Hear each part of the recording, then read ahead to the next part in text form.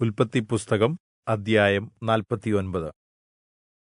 അനന്തരം യാക്കോബ് തന്റെ പുത്രന്മാരെ വിളിച്ച് അവരോട് പറഞ്ഞത്, കൂടിവരുവിൻ, ഭാവികാലത്തു നിങ്ങൾക്ക് സംഭവിക്കുവാനുള്ളത് ഞാൻ നിങ്ങളെ അറിയിക്കും. യാക്കോബിന്റെ പുത്രന്മാരേ, കൂടിവന്നു കേൾക്കുവിൻ. നിങ്ങളുടെ അപ്പനായ യിസ്രായേലിന്റെ മൊഴിക്ക് ചെവിതരുവിൻ. രൂബേനേ, നീ എന്റെ ആദ്യജാതൻ, എന്റെ വീര്യവും എന്റെ ശക്തിയുടെ ആദ്യഫലവും, ശ്രേഷ്ഠതയുടെ വൈശിഷ്ട്യവും ബലത്തിന്റെ വൈശിഷ്ട്യവും തന്നെ. വെള്ളംപോലെ തുളുമ്പുന്നവനേ, നീ ശ്രേഷ്ഠനാകുകയില്ല. നീ അപ്പന്റെ കിടക്കമേൽ കയറി അതിനെ അശുദ്ധമാക്കി. എന്റെ ശയ്യമേൽ അവൻ കയറിയല്ലോ. ശിമെയോനും ലേവിയും സഹോദരന്മാർ, അവരുടെ വാളുകൾ സാഹസത്തിന്റെ ആയുധങ്ങൾ. എൻ ഉള്ളമേ, അവരുടെ ഗൂഢാലോചനകളിൽ കൂടരുതേ. എൻ മനമേ, അവരുടെ യോഗത്തിൽ ചേരരുതേ.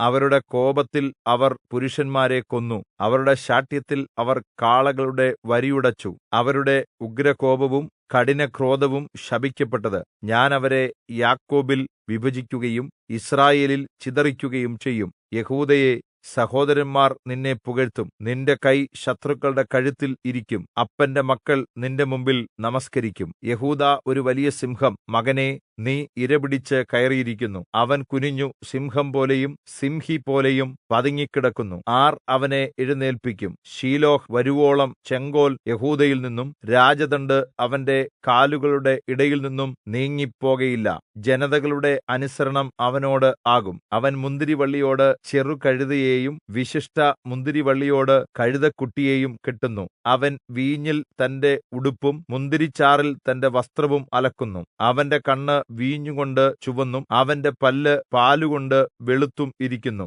സെബൂലൂൻ സമുദ്രതീരത്ത് വസിക്കും. അവൻ കപ്പലുകൾക്ക് ഒരു അഭയകേന്ദ്രമായിത്തീരും. അവന്റെ അതിർത്തി സീദോൻ വരെയാകും. യിസ്സാഖാർ കരുത്തുള്ള കഴുത, അവൻ തൊഴുത്തുകളുടെ മദ്ധ്യേ കിടക്കുന്നു. വിശ്രമസ്ഥലം നല്ലതെന്നും ദേശം ആനന്ദപ്രദമെന്നും കണ്ടു. അവൻ ഭാരം കയറ്റാൻ തോൾ കുനിച്ചുകൊടുത്തു. നിർബന്ധവേലയ്ക്ക് അടിമയായിത്തീർന്നു. ദാൻ ഏതൊരു യിസ്രായേല്യ ഗോത്രവും പോലെ സ്വജനത്തിന് ന്യായപാലനം ചെയ്യും. ദാൻ വഴിയിൽ ഒരു പാമ്പും പാതയിൽ ഒരു സർപ്പവും ആകുന്നു. അവൻ കുതിരയുടെ കുതികാൽ കടിക്കും. പുറത്തു കയറിയവൻ മലർന്നു വീഴും. യഹോവേ, ഞാൻ നിന്റെ രക്ഷയ്ക്കായി കാത്തിരിക്കുന്നു. ഗാദോ, കവർച്ചപ്പട അവനെ ഞെരുക്കും. എന്നാൽ അവൻ അവസാനം ജയം പ്രാപിക്കും. ആശേരോ, അവന്റെ ആഹാരം പുഷ്ടിയുള്ളത്. അവൻ രാജകീയ സ്വാദുഭോജനം നൽകും. നഫ്താലി, സ്വതന്ത്രയായി നടക്കുന്ന പേടമാൻ, അവൻ ലാവണ്യവാക്കുകൾ സംസാരിക്കുന്നു. യോസെഫ്, ഫലപ്രദമായൊരു വൃക്ഷം, നീരുറവിനരികെ ഫലപ്രദമായൊരു വൃക്ഷം തന്നെ. അതിന്റെ ശാഖകൾ മതിലിന്മേൽ പടരുന്നു. വില്ലാളികൾ അവനെ വിഷമിപ്പിച്ചു.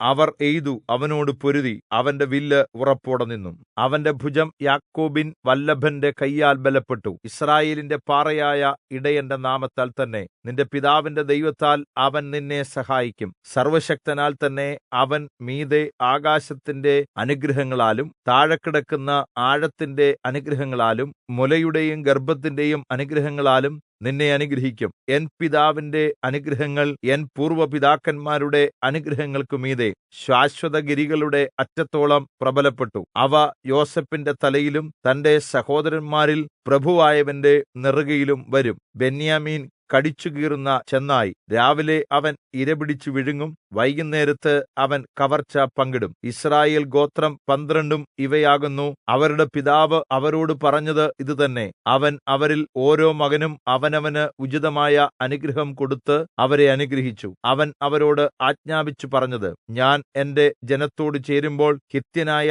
എഫ്രോന്റെ നിലത്തിലെ ഗുഹയിൽ എന്റെ പിതാക്കന്മാരുടെ അടുക്കൽ എന്നെ സംസ്കരിക്കണം. കനാൻ ദേശത്ത് മമ്രയ്ക്ക് സമീപം അബ്രാഹാം ഹിത്യനായ എഫ്രോനോട് നിലത്തോടുകൂടി ശ്മശാനഭൂമിയായി അവകാശം വാങ്ങിയ മക്പേല എന്ന നിലത്തിലെ ഗുഹയിൽ തന്നെ. അവിടെ അവർ അബ്രാഹാമിനെയും അവന്റെ ഭാര്യയായ സാറായെയും യിസ്ഹാക്കിനെയും അവന്റെ ഭാര്യയായ റിബെക്കായെയും സംസ്കരിച്ചു. അവിടെ ഞാൻ ലേയായെയും സംസ്കരിച്ചു. ആ നിലവും അതിലെ ഗുഹയും ഹിത്യരോട് വിലയ്ക്ക് വാങ്ങിയതാകുന്നു. യാക്കോബ് തന്റെ പുത്രന്മാരോട് ആജ്ഞാപിച്ചു തീർന്ന ശേഷം അവൻ കാൽ കട്ടിന്മേൽ എടുത്തുവച്ചിട്ട് പ്രാണനെ വിട്ടു തന്റെ ജനത്തോട് ചേർന്നു.